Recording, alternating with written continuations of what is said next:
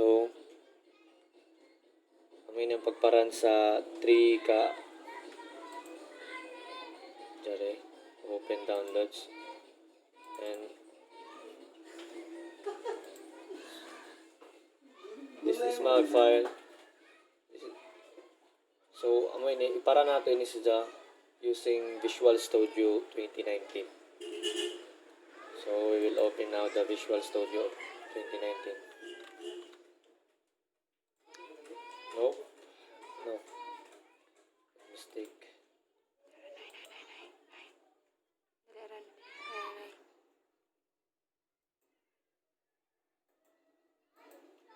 So, we will find the Visual Studio.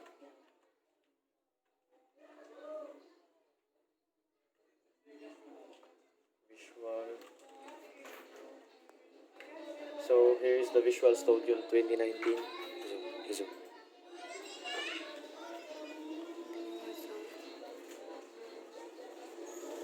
There is the Visual Studio 2019. So 2019.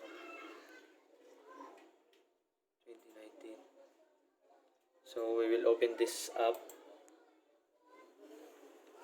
in order to run the program the coding.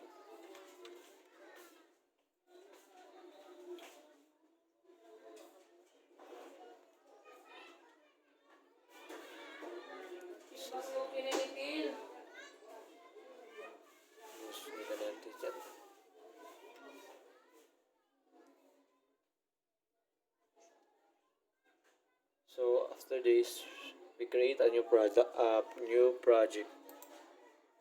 Create a new project. Then you will find determine the C#, which is the basic of programming.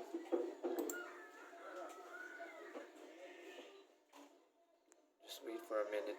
It's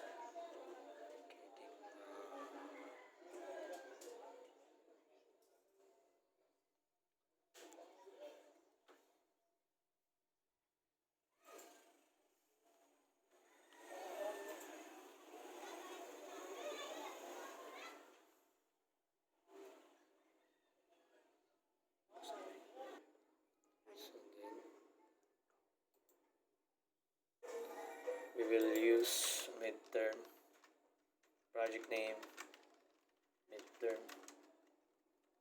ComProgg. Save into desktop.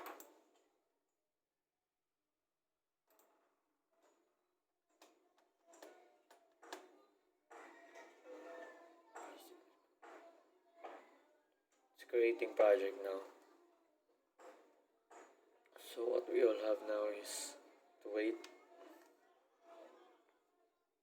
Yes, to wait.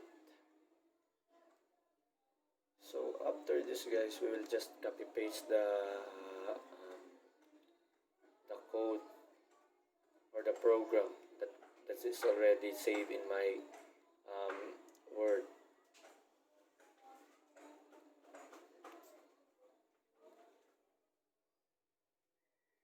Just for a minute. Wait for a minute. We'll just wait for a minute. So guys, as you can see, it represents the Visual Studio 2019. So what we need to do is clear all this text. Wait, it's getting low. Clear this all text. Then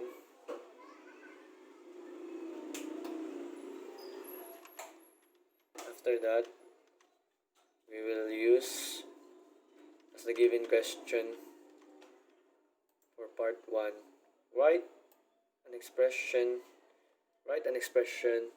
that checks whether an integer is an odd or even. So here is it, guys. Write the expression the odd integer. We'll copy this, then go to the Visual Studio.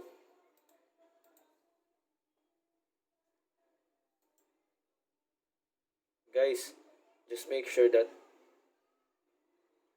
all of your something like comma or parenthesis is not getting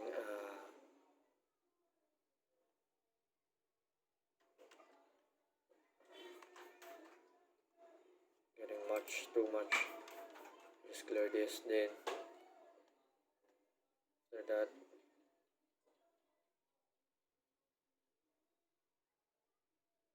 run the program.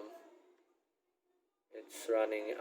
We used to run this program. The program is running now, and we will see. We will wait for the result.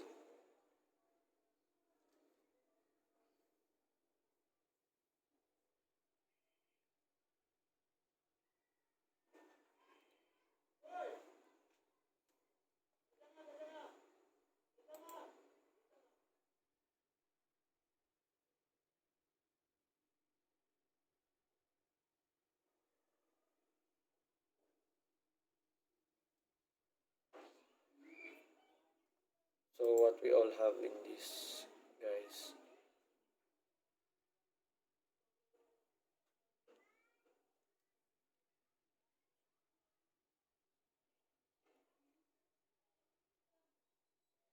As you can see, enter the number. This what we call this CMD or whatsoever will identify if the will recognize or identify even if your number is an odd or even. To perform that, just to add a number 25, then enter. So the result, guys, the number is odd. So it simply then we'll try for the even, guys.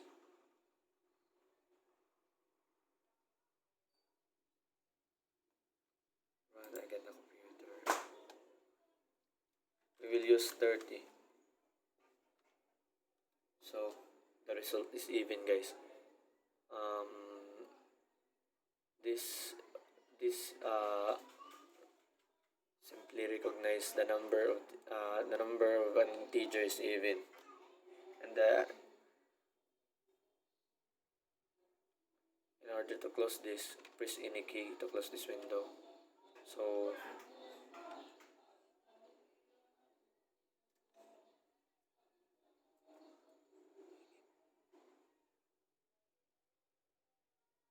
guys, as you can see, enter the number 30. I used to put the number integers 30, so the number is even. That represent the numbers even. But when we run again this, we will put 25 and run it. As you can see, the result is odd.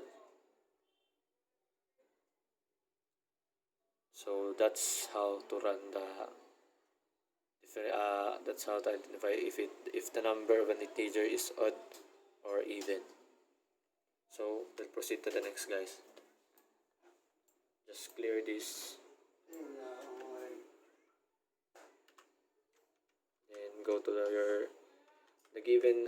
The next one is write a Boolean expression that check whether a given integer is divisible by both 5 and 7 without a remainder. So here is the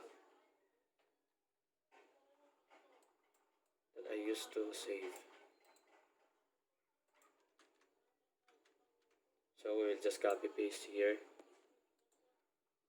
Then after copy and paste into the Visual Studio. You will just run.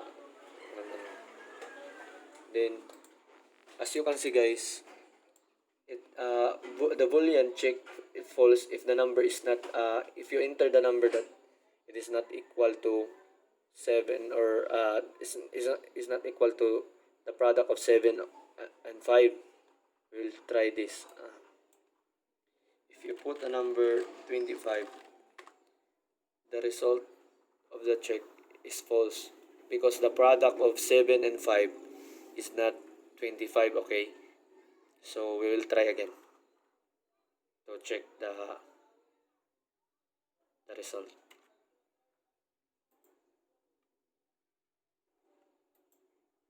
So as we can see that the product of 7 and 5 is 35.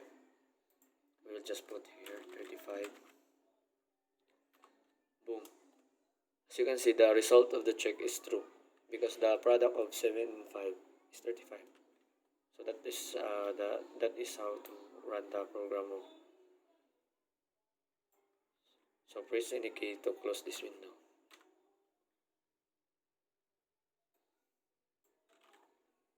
So guys, we will just erase it to clear this and go to another question. Write an expression that looks like given integer. Its third digit, right to left, is 7. So what we have here is here.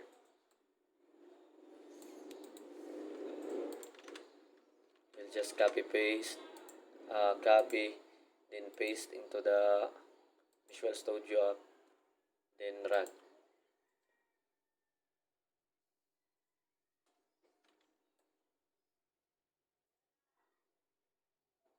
The right line or the console right lines is the third digit is equal to 7. This will identify if it is equal if the third digit of a number is equal to 7. We'll try 241.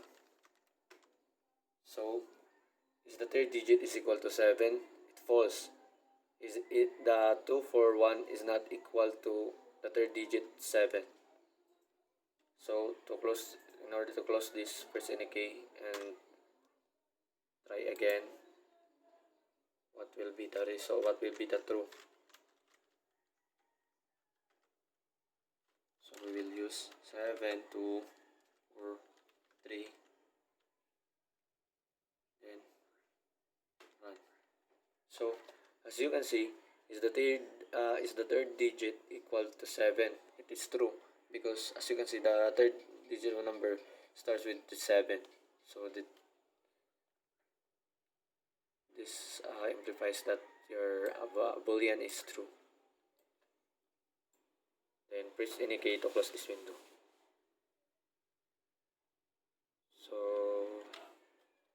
So that's all, guys. That's all how to run so after I run this program,